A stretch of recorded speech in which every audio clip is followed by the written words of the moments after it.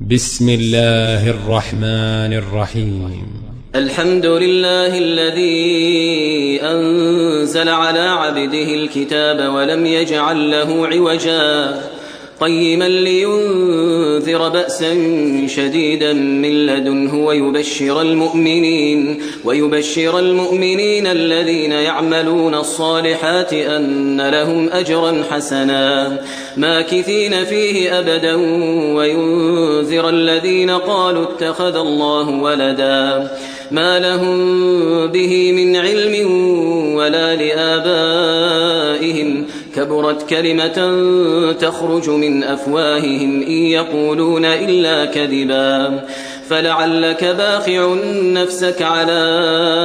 آثارهم إن لم يؤمنوا بهذا الحديث أسفا إنا جعلنا ما على الأرض زينة لها لنبلوهم أيهم أحسن عملا وإنا لجاعلون ما عليها صعيدا جرزا أم حسبت أن أصحاب الكهف والرقيم كانوا من آياتنا عجبا إذ أوى الفتية إلى الكهف فقالوا ربنا آتنا من لدنك رحمة وهيئ لنا من أمرنا رشدا فضربنا على آذانهم في الكهف سنين عددا ثم بعثناهم لنعلم أي الحزبين أحصى لما لبثوا أمدا نحن نقص عليك نبأهم بالحق إنهم فتية آمنوا بربهم وزدناهم هدى وربطنا على قلوبهم إذ قاموا فقالوا ربنا رب السماوات والأرض لن ندعو من دونه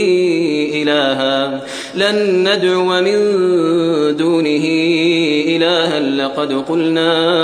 إذا شططا هؤلاء قومنا اتخذوا من دونه آلهة لولا يأتون عليهم بسلطان بين فمن أظلم ممن افترى على الله كذبا وإذ اعتزلتموهم وما يعبدون إلا الله فأووا إلى الكهف ينشر لكم ربكم من رحمته ويهيئ لكم من أمركم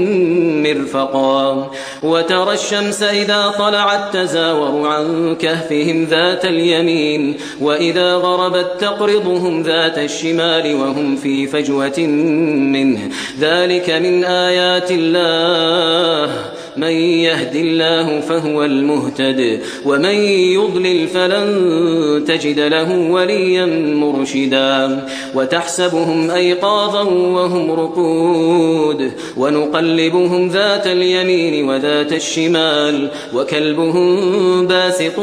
ذراعيه بالوصيد لو اطلعت عليهم لوليت منهم فرارا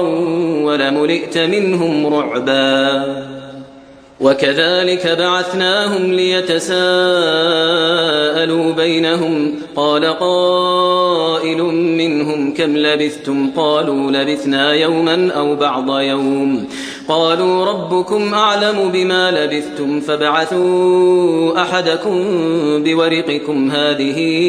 إلى المدينة فلينظر أيها أزكى طعاما فليأتكم برزق منه وليتلطف ولا يشعرن بكم أحدا إنهم إن يظهروا عليكم يرجموكم أو يعيدوكم في ملتهم ولن تفلحوا إذن أبدا وكذلك أعثرنا عليهم ليعلموا أن وعد الله حق وأن الساعة لا ريب فيها إذ يتنازعون بينهم أمرهم فقالوا ابنوا عليهم بنيانا ربهم أعلم بهم قال الذين غلبوا على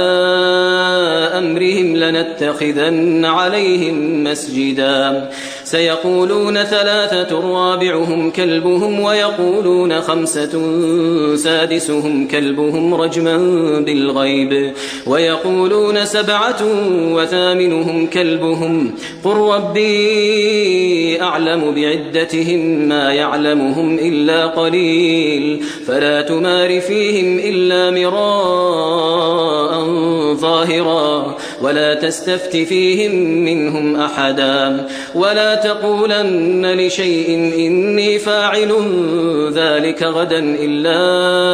أن يشاء الله واذكر ربك إذا نسيت وقل عسى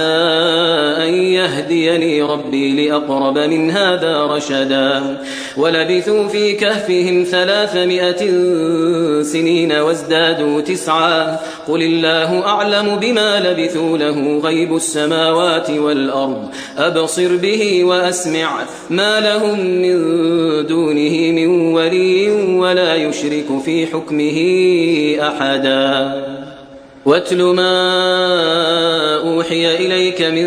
كتاب ربك لا مبدل لكلماته ولن تجد من دونه ملتحدا واصبر نفسك مع الذين يدعون ربهم بالغداة والعشي يريدون وجهه ولا تعد عيناك عنهم تريد زينة الحياة الدنيا ولا تطع من أغفلنا قلبه عن ذكرنا واتبع هواه وكان أمره فرطا وقل الحق من ربكم فمن شاء فليؤمن ومن شاء فليكفر إنا أعتدنا للظالمين نارا أحاط بهم سرادقها وإن يستغيثوا يغاثوا بماء كالمهل يشوي الوجوه بئس الشراب وساءت مرتفقا إن الذين آمنوا وعملوا الصالحات إنا لا نضيع أجر من أحسن عملا أولئك لهم جنات عدن تجري من تحتهم الأنهار يحلون فيها من أساور من ذهب ويلبسون ثيابا خضرا من سندس واستبرق متكئين فيها على الأرائك نعم الثواب وحسنت مرتفقا واضرب لهم مثل الرجلين جعلنا لأحدهما جنتين من أعناب وحففناهما بنخل وجعلنا بينهما زرعا كلتا الجنتين آتت أكلها ولم تظلم منه شيئا وفجرنا خلالهما نهرا وكان له ثمر فقال لصاحبه وهو يحاوره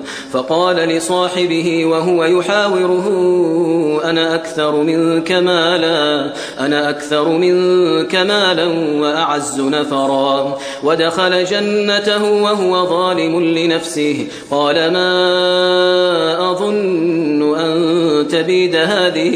أبدا وما أظن الساعة قائمة ولئن رددت إلى ربي لأجدن خيرا منها منقلبا قال له صاحبه وهو يحاوره أكفرت بالذي خلقك من تراب ثم من نطفة ثم سواك رجلا لكن هو الله ربي ولا أشرك بربي أحدا ولولا إذ دخلت جنتك قلت ما شاء الله لا قوة إلا بالله إن ترني أنا أقل منك مالا وولدا فعسى ربي أن يؤتيني خيرا من جنتك ويرسل عليها حسبانا من السماء فتصبح صعيدا زلقا أو يصبح ماؤها غورا فلن تستطيع له طلبا وأحيط بثمره فأصبح يقلب كفيه على ما أنفق فيها وهي خاوية على عروشها ويقول يا ليتني لم أشرك بربي أحدا ولم تكن له فئة ينصرونه من دون الله وما كان منتصرا هنالك الولاية لله الحق هو خير ثوابا وخير عقبا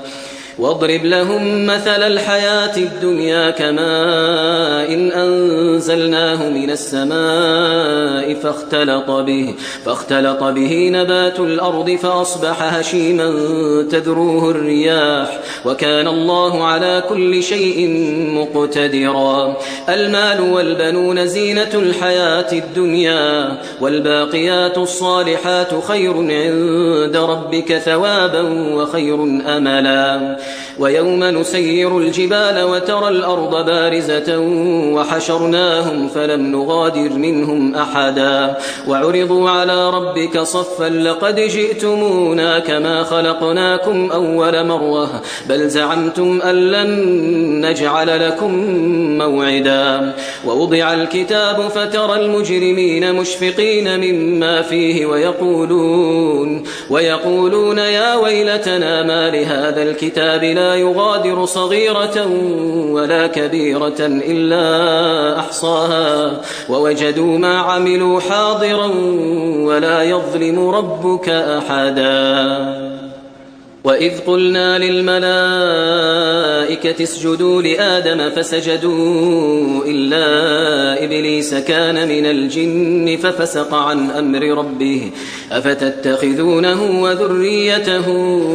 أولياء من دوني وهم لكم عدو بئس للظالمين بدلا. ما أشهدتهم خلق السماوات والأرض ولا خلق أنفسهم وما كنت متخذ المضلين عضدا. ويوم يقول نادوا شركائي الذين زعمتم فدعوهم فلم يستجيبوا لهم وجعلنا بينهم موبقا. ورأى المجرمون النار فظنوا أنهم مواقعوها ولم يجدوا عنها مصرفا. ولقد صرفنا في هذا القرآن للناس من كل مثل وكان الإنسان أكثر شيء جدلا. وما منع الناس أن يؤمنوا إذ جاءهم الهدى ويستغفروا ربهم إلا أن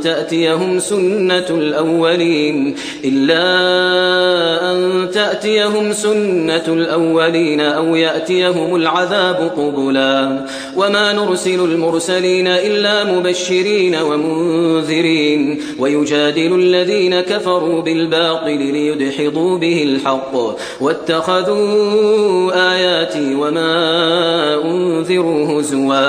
ومن أظلم ممن ذكر بآيات ربه فأعرض عنها ونسي ما قدمت يداه إنا جعلنا على قلوبهم أكنة أن يفقهوه وفي آذانهم وقرا وإن تدعوهم إلى الهدى فلن يهتدوا إذن أبدا. وربك الغفور ذو الرحمة لو يؤاخذهم بما كسبوا لعجل لهم العذاب بل لهم موعد لن يجدوا من دونه موئلا. وتلك القرى أهلكناهم لما ظلموا وجعلنا لمهلكهم موعدا. وإذ قال موسى لفتاه لا أبرح حتى أبلغ مجمع البحرين أو أمضي حقبا فلما بلغا مجمع بينهما نسيا حوتهما فاتخذ سبيله في البحر سربا. فلما جاوزا قال لفتاه آتنا غداءنا لقد لقينا من سفرنا هذا نصبا. قال أرأيت إذ أوينا إلى الصخرة فإني نسيت الحوت وما أنسانيه إلا الشيطان أن أذكره واتخذ سبيله في البحر عجبا. قال ذلك ما كنا نبغي فارتدا على آثارهما قصصا. فوجدا عبدا من عبادنا آتيناه رحمة من عندنا وعلمناه من لدنا علما. قال له موسى هل أتبعك على أن تعلمني مما علمت رشدا قال إنك لن تستطيع معي صبرا وكيف تصبر على ما لم تحط به خبرا قال ستجدني إن شاء الله صابرا ولا أعصي لك أمرا قال فإن اتبعتني فلا تسألني عن شيء حتى أحدث لك منه ذكرا فانطلقا حتى إذا ركبا في السفينة خرقها قال أخرقتها لتغرق أهلها لقد جئت شيئا إمرا قال ألم أقل إنك لن تستطيع معي صبرا قال لا تؤاخذني بما نسيت ولا ترهقني من أمري عسرا فانطلقا حتى إذا لقيا غلاما فقتله قال أقتلت نفسا زكية بغير نفس لقد جئت شيئا نكرا قال ألم أقل لك إنك لن تستطيع معي صبرا قال إن سألتك عن شيء بعدها فلا تصاحبني قد بلغت من لدني عذرا فانطلقا حتى إذا أتيا أهل قرية استطعما أهلها فأبوا أن يضيفوهما فوجدا فيها جدارا يريد أن ينقض فأقامه قال لو شئت لاتخذت عليه أجرا قال هذا فراق بيني وبينك سأنبئك بتأويل ما لم تستطع عليه صبرا أما السفينة فكانت لمساكين يعملون في البحر فأردت أن أعيبها وكان وراءهم ملك يأخذ كل سفينة غصبا وأما الغلام فكان أبواه مؤمنين فخشينا أن يرهقهما طغيانا وكفرا فأردنا أن يبدلهما ربهما خيرا منه زكاة وأقرب رحما وأما الجدار فكان لغلامين يتيمين في المدينة وكان تحته كنز لهما وكان أبوهما صالحا فأراد ربك أن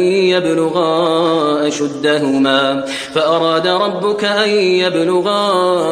أشدهما ويستخرجا كنزهما رحمة من ربك وما فعلته عن أمري ذلك تأويل ما لم تسطع عليه صبرا ويسألونك عن ذي القرنين قل سأتلو عليكم منه ذكرا إنا مكنا له في الأرض وآتيناه من كل شيء سببا فأتبع سببا حتى إذا بلغ مغرب الشمس وجدها تغرب في عين حمئة ووجد عندها قوما قلنا يا ذا القرنين إما أن تعذب وإما أن تتخذ فيهم حسنا قال أما من ظلم فسوف نعذبه ثم يرد إلى ربه فيعذبه عذابا نكرا وأما من آمن وعمل صالحا فله جزاء الحسنى وسنقول له من أمرنا يسرا ثم أتبع سببا حتى إذا بلغ مطلع الشمس وجدها تطلع على قوم لم نجعل لهم من دونها سترا كذلك وقد أحطنا بما لديه خبرا ثم أتبع سببا حتى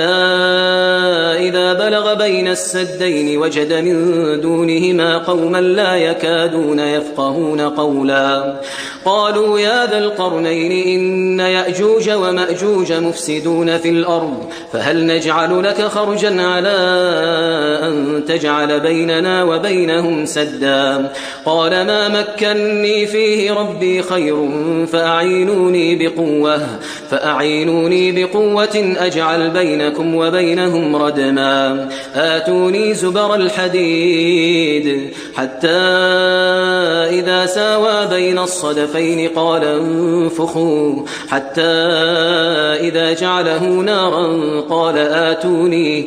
آتوني أفرغ عليه قطرا فما استطاعوا أن يظهروه وما استطاعوا له نقبا قال هذا رحمة من ربي فإذا جاء وعد ربي جعله دكاء وكان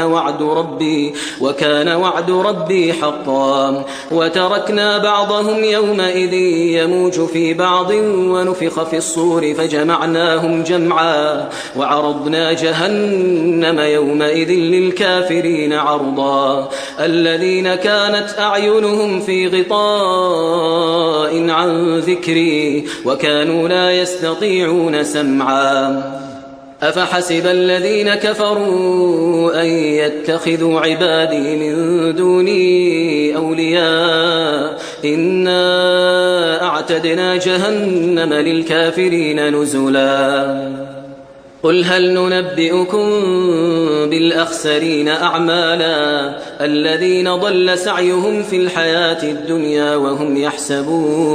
وهم يحسبون أنهم يحسنون صنعا أولئك الذين كفروا بآيات ربهم ولقائه فحبطت أعمالهم فلا نقيم لهم يوم القيامة وزنا ذلك جزاؤهم جهنم بما كفروا واتخذوا آياتي ورسلي هزوا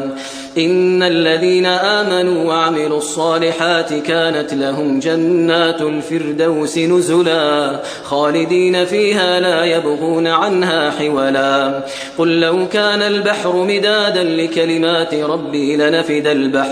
لنفد البحر قبل أن تنفد كلمات ربي ولو جئنا بمثله مددا قل إنما أنا بشر مثلكم يوحى إلي أنما إلهكم إله واحد فمن كان يرجو لقاء ربه فليعمل